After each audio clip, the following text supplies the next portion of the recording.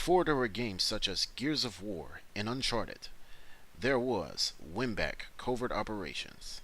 If you're living in Europe or Australia, you were given the title Operation WinBack. Released in 1999 on the Nintendo 64 by Koei and developed by Omega Force, the same team who was mainly responsible for the development of the Dynasty Warriors series, and definitely a major studio of Koei. While the PlayStation 1 had Metal Gear Solid at the time, this game was considered as a major answer or response for the Nintendo 64. In October 2000, the PlayStation 2 was brought to us in the world. WinBack Covert Operations was later ported to this console in early 2001, with certain features that the original N64 version did not have for the time. It did have improved graphics due to being on a console that had higher specs as well as voice acting, for the most part. In this video review, I will only talk about the N64 version for two reasons. One, according to this video recording, I have not yet tracked down the PS2 version. And two, this is the only version I really have played through within 2.5 years of ownership. So without further ado, let's go ahead and see how this game holds up. Let's pop this sucker into the good old N64 and see how it holds up today.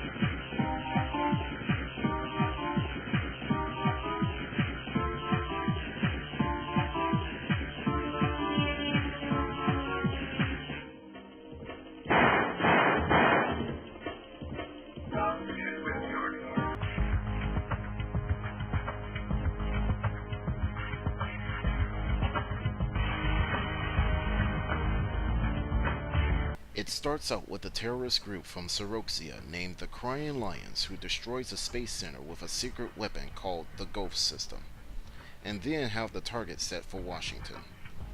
Colonel Kenneth Coleman, the leader behind the Crying Lions, threatens to attack again with the Ghost satellite to destroy numerous places around America.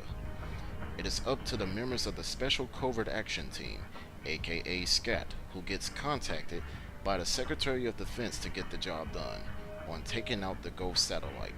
Otherwise, it's game over for Operation WinBack if the operation does not get done in time.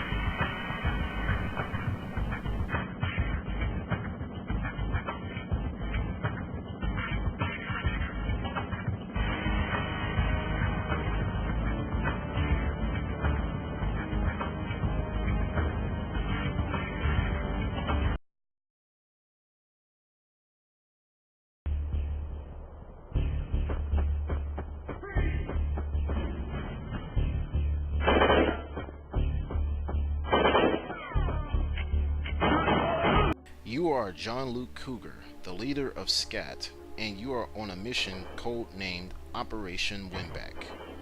This game is a third-person shooter similar to games such as Metal Gear Solid, but this is the first of the genre to include a cover system, which was innovative for the time. It is well said that when you are in this operation, it is totally up to you to choose wisely and make the right decisions.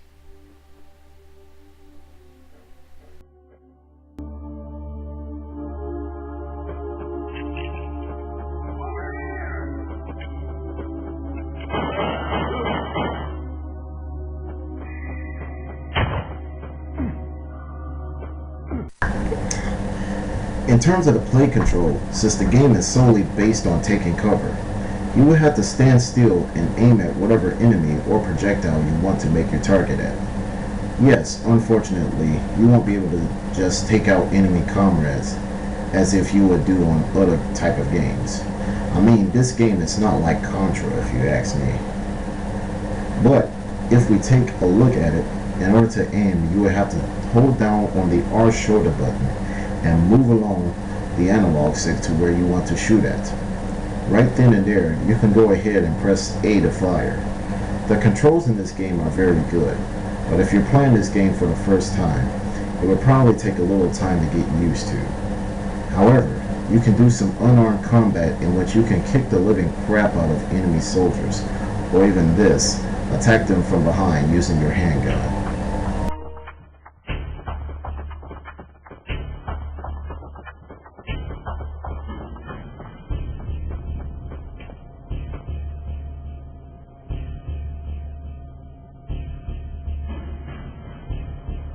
You want to know what's a huge plus in this game? The fact that when you aim at wherever you want to shoot at, there will be a laser sight coming from your weapon. Your main weapon is the handgun. You would definitely use this throughout the entire game, though there are other weapons such as the machine gun and the shotgun which can be used and acquired throughout. You would also find a rocket launcher later in the game as well. The handgun is the only weapon that has an unlimited supply of ammunition, while all of the other weapons can only carry a limited amount. So if you're playing this game, my suggestion to you is to primarily stick with using the handgun and use all other weapons for emergency purposes.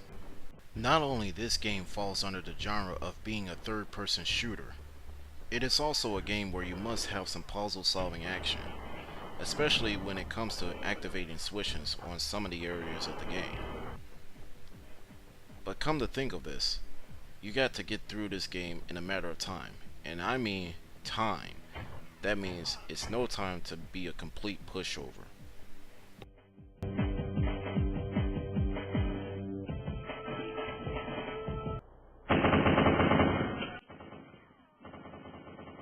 The boss fights are intense.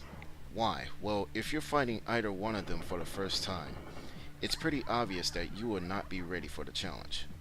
Some of the bosses, however, can be a pushover, but overall, they're ready to kick your ass. The final battle with Cecil is definitely where things start to heat up, because you know when shit goes down, this is where the climax of the game comes alive. After Cecil is gunned down, that will mark the end of the game. Speaking of the ending, this game has two endings that you will find here, and that all depends on how long it will take you to reach to the control room. If you get the good ending, you will first fight off Dan, in which he happens to be a traitor by this point, and then Cecil at the end. Once the story unfolds, you and two other members of your team, Lisa and Keith, are the surviving people. Keith is the guy with the glasses that you will see at the end of this game. If you get the bad ending, it states that you've wasted too much time on your mission to get to the control room. It's only you and Keith that survived that mission. Upon completion of this game, depending if you completed it in a record time, there is another mode of the main game called Max Power Mode, which is also unlocked. In here, you would start out with infinite ammunition with every weapon you carry. It is also worth mentioning that you can go to the menu screen and replay whatever mission you want to go through just to get a faster time.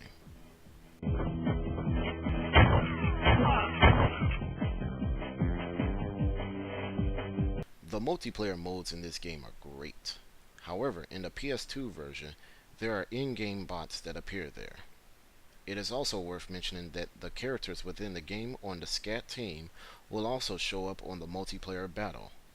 Sadly, according to this video recording, I could not find anyone to help me play this game in multiplayer. However, YouTube videos of the multiplayer mode of this game exist, and for what I can tell, this mode of the game looks enjoyable.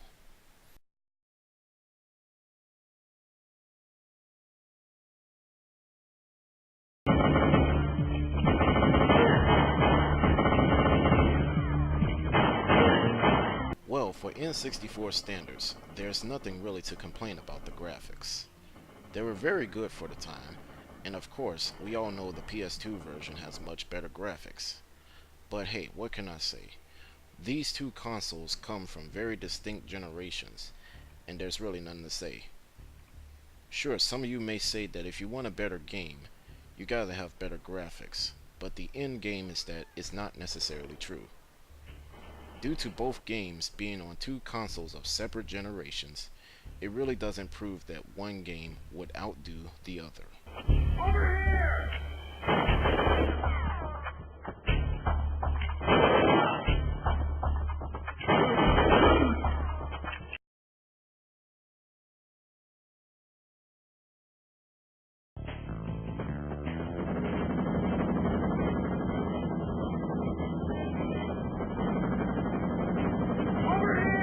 There's absolutely no doubt in my mind that the soundtrack of this game is excellent.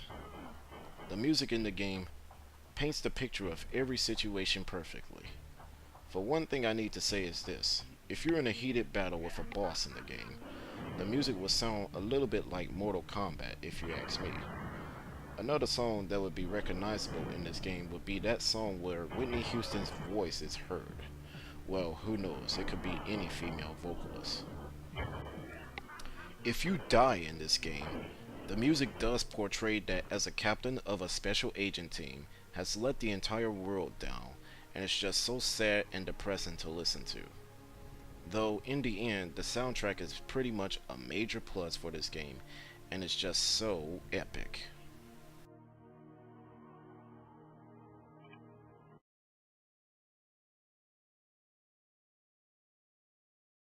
After playing this game in 2.5 years, it is most likely to say that this has become my favorite game on the N64, mainly because it does have the feel of games such as Metal Gear Solid, in which this game happens to be a true aspiration of it, and pretty much the only third-person N64 game that really makes it a great adaptation to the console.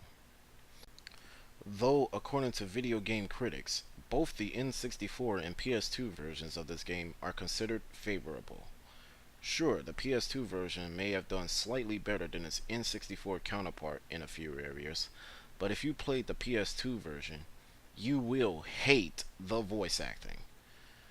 Both versions of the game are rather cheap on the market right now, and they shouldn't cost you too much into buying either one of them, so it's a great gem of a game regardless. Note, there was a sequel to this game entitled WinBack 2 Project Poseidon, released on the PlayStation 2 and the Xbox 7 years after the original.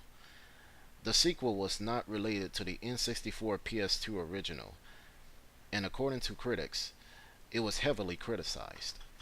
At the moment, I don't have the sequel, but I will have to give it a shot whenever I acquire it in the future. Until then, this is kidThunder signing off. Take care, folks, and stay tuned for future reviews.